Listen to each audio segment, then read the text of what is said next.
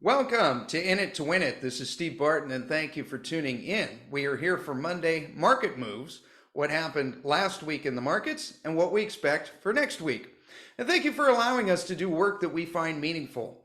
Thank you for giving us the most valuable commodity you have, your attention. We promise to do our very best to give you a return on it. All right, let's go to the charts. Starting out, as always, with the S&P 500, we are off to new all-time nominal highs. It's up about 1.3% for the week. Really shot up on Friday, which was kind of surprising because the dollar also shot up, meaning the dollar got stronger in relation to other currencies. So it should have taken fewer of those dollars to buy the same S&P 500, but it didn't care. It went up anyways. So the dollar shot up. We thought it was going to go up last week. We were pretty much wrong until Friday, and then it did. And we think the reason that it did this is we're going to look at the 2-year yield and the 10-year yield, and we can see that the 2-year yield shot up almost 4%, and the 10-year yield shot up over 3.5% on Friday. Pretty impressive. Not really sure what happened there. Here's the 10-year yield, but it is obeying this 400 moving average like we thought it would. Maybe no one showed up to the bond auction and they had to, in order to get people to buy it, the interest rate has got to go up. Really not sure, but yeah, dollar got stronger. We believe that's why. Here is the 10-year yield minus the 2-year yield. So whenever it's below this white line, short duration debt is paying better than long duration debt, and we call below the white line clown world and above the white line normal times. And I'm going to share my screen here with the Federal Reserve's website of the 10-year minus the 2-year yield. And this goes back to the mid 70s. And you can see this is just a long-term one. This is from the Fed's own website. You guys can look this up, St. Louis Fred. And yeah, so basically we can see when we invert right here, this is called an inverted yield curve, and then we go above, and finally long duration debt pays more than short duration debt, which makes sense. If you give the government your money for a longer period of time, they should pay you more for it. Then we get a recession, which is indicated by these gray bars right here. Same thing happened here in the early 80s, and then we get it again in 89, recession. And then again for the dot-com bubble in 2000, recession. Again in the great financial crisis, recession. Okay, and then now we got a hot minute right there for COVID, and then they printed their way out of it. So we had a little tiny microscopic recession. And then now all that stimulus is happening. They're bleeding out assets off their balance sheet, and we're back in clown world way back down here. So going to be pretty interesting. Once this gets above this black line, then gold should do quite well. And that's pretty much what we're waiting for. So that's why we want to be placing our bets now. Okay, that's the yields. Gold for the week is up about 2%. Pretty impressive. It shot up on, what day was that? From Monday to Tuesday. So settled the week about 2% up. At one point on Thursday, it was up even more. But looking like gold is probably going to come down. We got some immediate support right here around like 2040, and then more support around 2000. And then the real one that we're hoping for is it gets down around 1980, 1975, something like that, which will tap it right on this 200 moving average, which is really what we're hoping for, because then we can start doubling down a little bit on some of our gold stocks. Okay, GDX and GDXJ. So we made an entry into GDX a couple weeks ago. Don't really see an entry here, although it does look like GDX is going to go up. If gold goes down, these miners are very likely going to go down. And GDXJ, no, don't really see an entry point here either. Have a stink bid in down here for $31, which is not super technical or anything. It's just lining up with some back support right here. But stochastic, MACD, and RSI are kind of in the middle of the road down here. So if gold goes down, this is likely going to drop down with it. Franco, Nevada took a hit on Friday, which is nice because if you're just finding out about this, then you got a great entry point. We believe this is going to do quite well. This is the best gold royalty company on the planet, and they're at a drastic discount right now. We believe fair value is around 125, 130. Barrick Gold, this was a buy on Friday if you could catch it. If you haven't, you might get an opportunity when the market first opens on Monday to catch it. We've already got quite a bit of Barrick Gold, not really looking to add any more, although if it does get cheaper, we'd like to see it get down around 13, 14 bucks. That would line up with some nice back support back here. They pay a good dividend, and it's a lot of tier one deposits. This one's going to do very well in the gold bull market, which we expect to happen in 2024. Same with Newmont.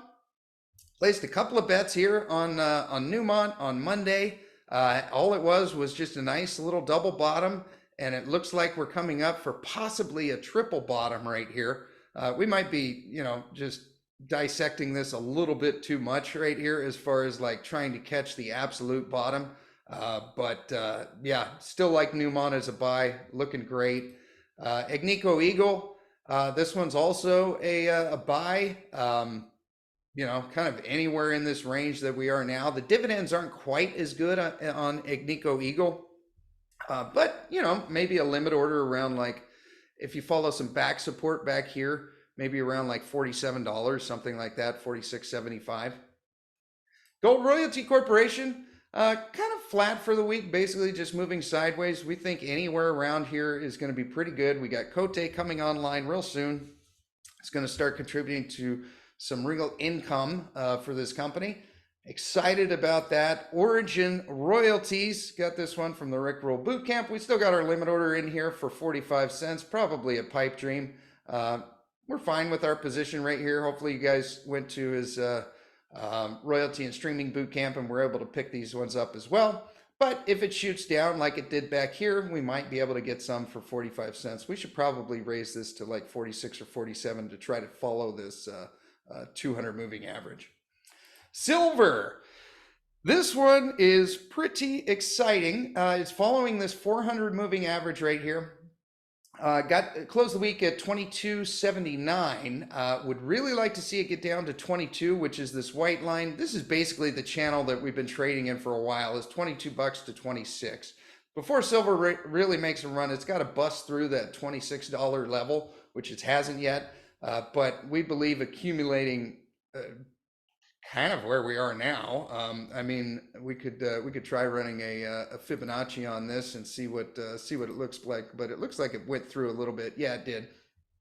But would like to see it come back down, and then we can do a leverage bet back here on SILJ. See, we drew the Fibonacci right here for SILJ, and this is why we didn't buy it. We were looking at this on Friday, and this was probably a buy. But I like all of these to line up really well, especially when you got some moving averages under here to support it. But did get a reversal bar to the upside. I mean, this is almost a textbook perfect double bottom. Maybe we're just a little bit too picky on this. This really looks like it would have been a buy on Friday. But if it does get down to this $8 level, I think that is probably I don't want to say a back up the truck moment, but it just might be. We did place a silver bet though. We placed SILJ, and they came out with their quarterly report. It looked good to me, and I wanted a little confirmation on it. And I saw that the next day in the rural classroom, Rick was doing a Q&A. So I threw a question in there, exactly that. Does it looks to me like their results were good. Why did the stock go down when they had good results? And he said, well, I see the same thing. Basically, the market maybe got bitten when they didn't make nameplate capacity, and they just haven't really recovered from that. So we bought 2 purchases in 2 separate accounts. I think this looks pretty good. And then to have the blessing of him as well, who follows this company. Yeah, I like it. It's gotten a little bit cheaper since we bought it. Pretty comfortable with our position. I mean, we've been adding to this for over a year on pullbacks. and excited for this one. If silver actually takes off, this company is going to do very, very, very well.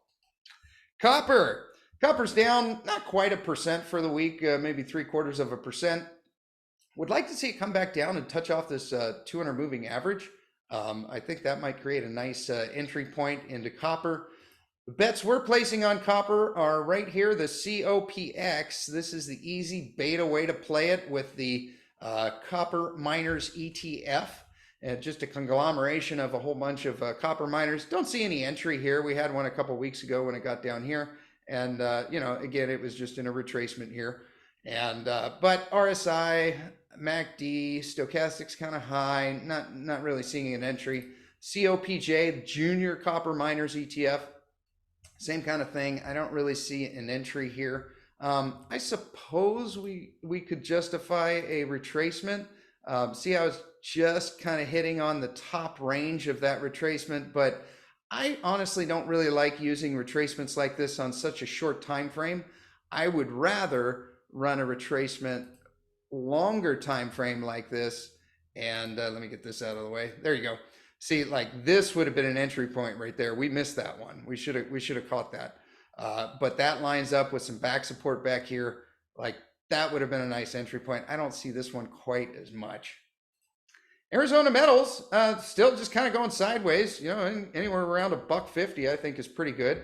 Technicals are getting pretty low, looking like it's starting to angle up. So it looks to us like Arizona metals is going to move up next week. Uranium, one heck of a week. I mean, we got down in the 99s, and then as soon as the Kazatomprom news came out, shot right back up. So back at 106, John Quakes was reporting that some sellers are asking 109, looking really good, super excited. Can't go by the technicals on this chart because this is a commodity that is going on the fundamentals, not on anything that we're looking at on the charts here. Sprott Physical Uranium Trust. You remember last week we said that you know, if you're looking for opportunity, this is what it looks like, right? So we were back here on Friday. Hopefully you were able to add pounds on Monday. You know, if you don't have a position, we were at a, what was it? It was a 10.62% discount. Now it's gone back to a 5.2% discount and no pounds added, but it closed that discount by quite a bit. Last week, you could have got $25 of uranium and it only would have cost you $22. Now you can get $26.50 of uranium, but it's going to cost you $25. So it closed that gap by a little bit. You know, so you could have made $1.50 more per unit last week than you could now. But yeah, loving this fund. So grateful we found this sector. Loving uranium. So Kazatomprom. I mean, check this out. Okay, so this was on Monday. It was floating around 39, 40 bucks, and then just shot up. Thursday was when they came out with their announcement. If you're in America, it was like Wednesday night. But yeah, so basically what happened was they're missing their target by 9 million pounds. This is 6% of global production. So this is a really tight market. This is not good for the planet, but this is really good if you own uranium. Okay, so that means that the biggest uranium miner on the planet is now not going to meet their expectations. And that means that the world is going to get 6% less uranium than they thought they would. Unless you follow Justin Huhn, and then you realize that we knew this way before. So pretty cool. We debated maybe having our Kazatomprom position simply because of that, but apparently the market didn't care and it just shot up. URA, kind of looking like we got a cup and handle pattern. We thought it was going to start consolidating and moving back down and forming the handle, but right now it's pretty much just a cup. And same with URNM, you know, still looking like it's just forming out the cup, and it's good that that this side of the cup is higher than this one because that's super bullish. What we'd really like to see is to see this start to kind of come down like this and then we can start doing some measured moving targets towards the upside. All right, and URNJ, so this is what the cup and handle pattern looks like right here. Handle starts to move down, and then bam. So our measured upside target is, you guys know what we're going to draw here, right? So we go from there to there. That's about $11.50 from the bottom of the cup to the top. And so if we take this and simply move it up here, $11.50 from the top of this, then we can have a measured upside target of around 36 bucks. And we're sitting at $29 right now. We think we still got some upside to go. Uranium Royalty Corporation, another cup and handle pattern right here, same kind of thing. Our target is going to be around $4.50 for this. I don't see any buys here in the uranium sector. Our time to position in this was before. But for those of us that have bought in and we're riding the wave, we believe it's a strong hold. Uranium Energy Corporation closed the week at, that's almost a new well, it hit an all-time high on what was that, Thursday. And we wrote free in there because we're past the point of concern on here. That's what this down arrow is. So we got back our original capital, paid our taxes, and now we're on the house money. So super bullish looking chart. All these moving averages are in sequential order. We believe that there's going to be a premium on American uranium, and that's exactly what this is. Boss Energy, we said last week, you're probably going to see a down arrow here for us basically getting to the point of no concern. We decided to hold off and wait and see what the Kazatomprom news, if Kazatomprom was going to have decreased production, then that would basically make all the other miners just a little bit more valuable. And that's exactly what happened. So we're glad we didn't sell on this, and we decided we're not going to sell on this, at least for the time being. Here's Boss Energy. I mean, some of their all-in sustaining costs, $25 a pound. I mean, if this thing is if it's actually, if they get this thing going, which it looks like they will, that's an amazing profit right there per pound. I mean, this is a mine that has already been built. It's built and ready. They don't have to construct anything. It's been under care and maintenance. They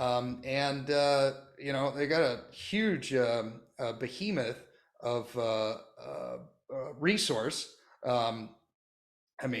71 million pounds, an additional 190 in exploration. I mean, and they can get up and running here, and it looks like less than a year. So I think we're going to be holding this one for a little while longer. Oil kind of took a dip here, down about 7% for the week. I'm not really sure what happened, other than it looks like China is going through a real estate crisis, which we talked about over a year ago. I think now that might finally start showing in some of these commodities. Shot back down. Not that it really has to obey this trend line here, but so far it's hit on it several times, so maybe there's something to that. I think I would be more inclined to look at back support here, going back, kind of lining this up with where it is now. And you can see there's quite a bit of action right here, which will offer some support. So ways we're playing that, it does look like oil might go down a little bit more, but you can play it on XLE, our favorite oil ETF.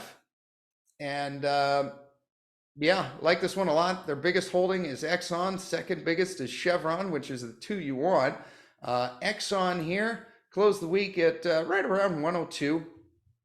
We're buying back when this was below $100, which was pretty cool. Would be nice if it got back down there again. Maybe we could back up the truck again. But technicals look a little stretched. RSI, stochastic, MACD are pretty stretched. We want to buy these things when they're down here, not when they're up here. Blackstone Minerals, Same kind of thing. I mean, you know, you can probably already see the pattern that's going through all these oil companies right here. They're all kind of following that same thing. We got a stink bid in here for $15. Probably not going to hit, but we hope it does. Natural gas. That was impressive. Down. Let me get rid of this volume here, and then you can see how far down it fell. That was 20% down for the week, but is lining up with a lot of back support right back there.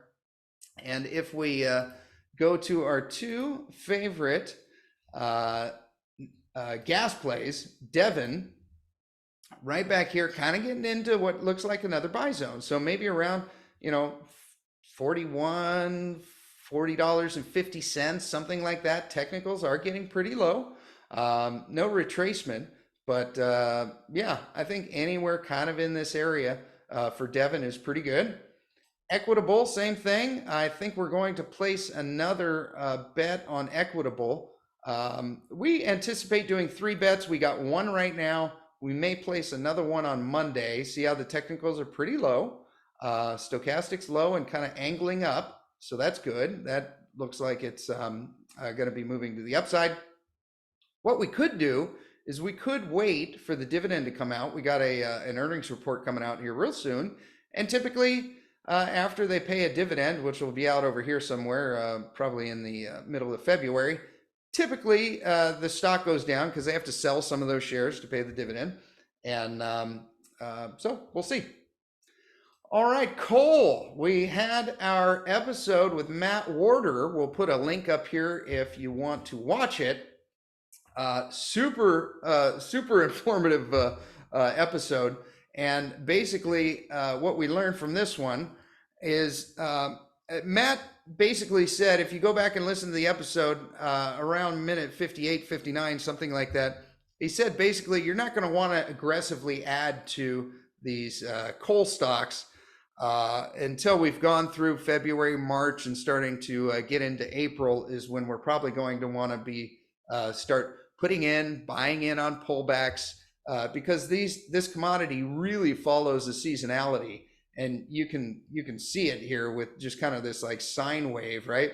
Well, we put an idiot bar out here. Oh, that's why it's so far out. I went to 2025. We need to move this back over here to 2024, somewhere around April there, and our target is going to be around 120 to 130. This is for thermal coal. Our target for met coal is going to be around $250.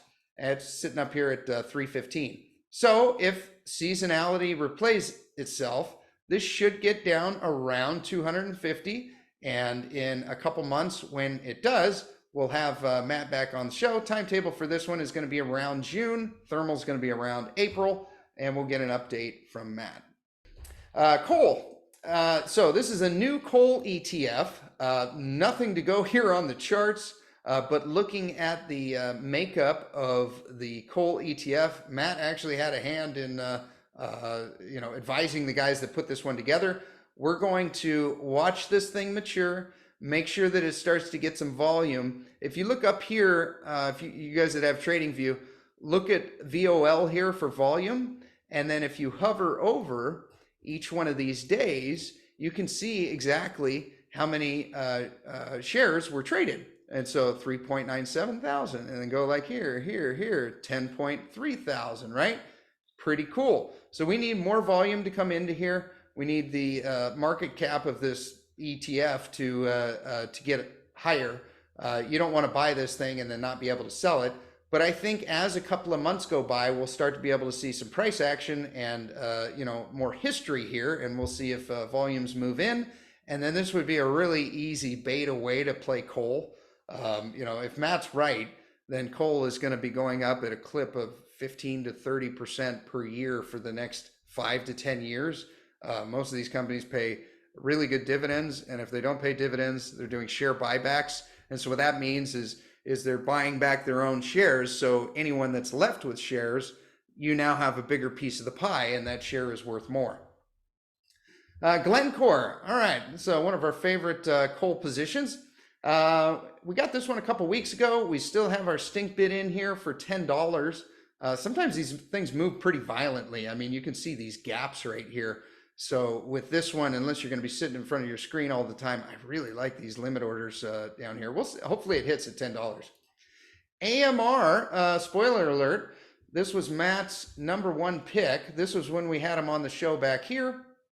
And no entry points. I mean, you know, I suppose if we understood the fundamentals of this a heck of a lot better, we would have bought there. But, you know, we've only put in maybe 40 hours of study into the commodity of coal. So I just got to go by the charts when you're buying these things. And what you want to look for here, anything above here, this is not a buy zone. Anything down here is a buy zone. And, you know, if you go back over history and look at those points, you know, you'll see that all the technicals are down, and look at that. That was a nice buy right there.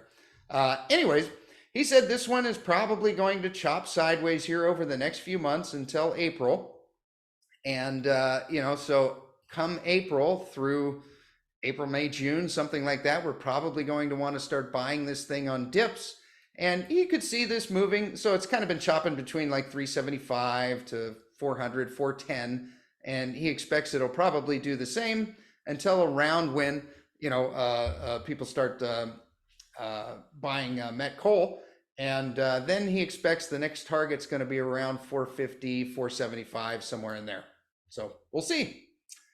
All righty. And Bitcoin closed the week. Well, it's trading right now at 43,000. I did the math on this. I like to compare and contrast commodities. You know, as the dollar gets inflated away, I kind of prefer to like price things in other commodities. So Bitcoin right now, you can trade, what is that, 21.5 ounces of gold, 1,900 ounces of silver for 1 Bitcoin, 407 pounds of U3O8 yellow cake uranium, or 600 barrels of oil for 1 Bitcoin.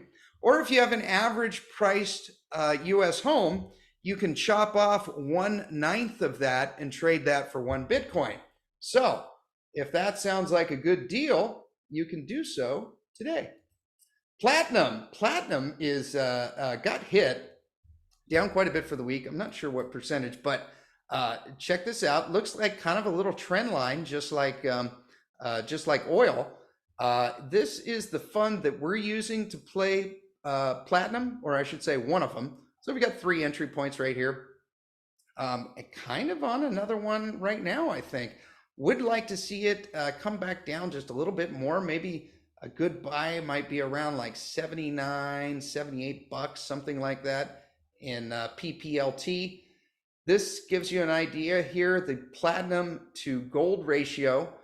So platinum right now is 0.4 in relation to gold. So you could trade over 2 platinum coins for 1 ounce of gold. Now, one thing I'd like, I know a lot of you guys are getting TradingView because I can see you're using the affiliate link. And if you guys want it, support the show and use the affiliate link. It's in the pinned comment below.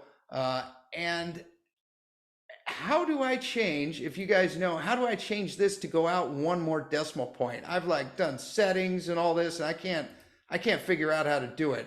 I would love to see exactly what percentage this is or what ratio this is, but I can't get it to move past 1 decimal point. So if you know how to do that, please let me know in the comments below. See how it goes, 0.5 and then 0.6. I would love it to go out 1 more decimal point, so I'm not like guessing how much it is.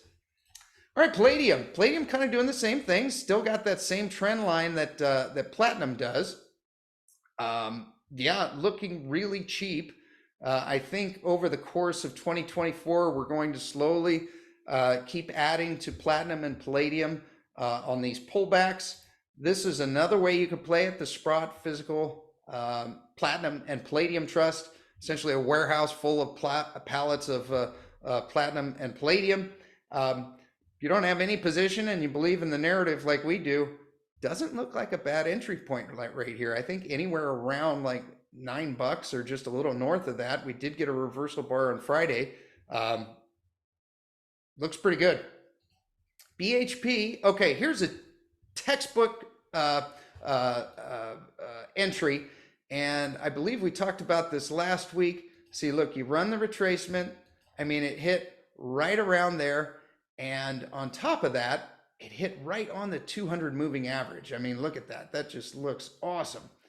Rio Tinto, not quite. I mean, if we run the retracement here, it got into it for a hot minute, but we'd really like to see this come down and hit the 200 moving average like it did on BHP. And then I think that's a much, much better entry point. And bonds, TLT, just floating right around that 200 moving average. I don't think the buyers and sellers of this are going to be paying attention to this quite as much as the yields.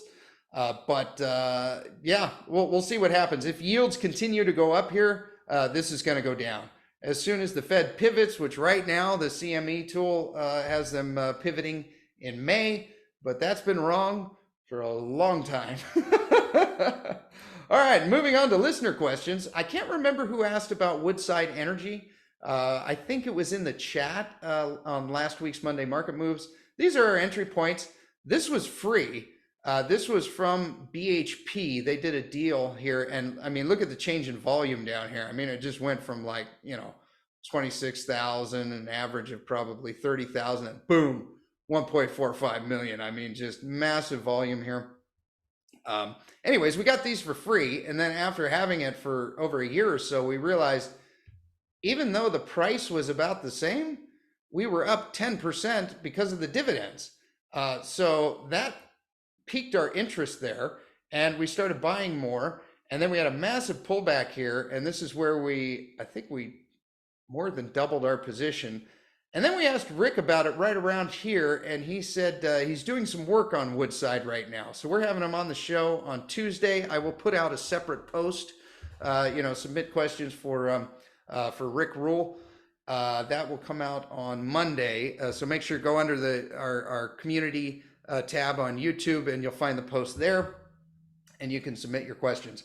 As far as an entry point right here, there was actually one right here, and you guys can probably already see it. I don't need to run these anymore, but yeah, right in the Fibonacci, boom, right there. Don't see anything, and if we're going to ask him about this on Tuesday, I would just wait. Okay, and let's see. David wanted to know about Chakana copper. I'd never heard of this one. Okay, super small market cap. So limited orders only. The market cap, I believe, was 18 million. Is that what it was? 18 million. Yeah. So super small market cap. We do like to see that a lot of these shares are closely held, which basically means the people that own the company believe in it, so they bet a lot on it. As far as an entry point here, they had some good news come out, which shot it up. So boy, these back here would have been nice if you could see the future. I don't really see an entry point into this, David. Now that it's shot up, I'd like to see some more price action, and then it would kind of give us a little bit better idea. You can't go a whole lot by the technicals when it's such a small market cap, yeah, I don't really see an entry point into this. I suppose we do have a little bit of back support back there, but I'd like to see a little more price action kind of develop here. I mean, RSI, stochastic, and MACD are all pretty high. All right, then Sully wants to know about B2 Gold. This one's kind of interesting. Market cap's over 3 billion. They've got 3 producing mines in Mali, Namibia, and the Philippines. And they had some massive sell-off on the 23rd when they had their quarter 4 come out, and I think it must have been bad because everyone sold off. One thing I've noticed about this, okay, if we go here, we'll go to the financials, and then we go to dividends. So check this out. This company's paying a dividend. It has for the last few years. The dividends are slowly increasing, and they look sustainable. So that's cool. As far as a technical entry, if we go out here, this company's been around a while, so I'm gonna have to pull up the weekly chart. But if we go out to the weekly here, there is a decent amount of support kind of where we are now.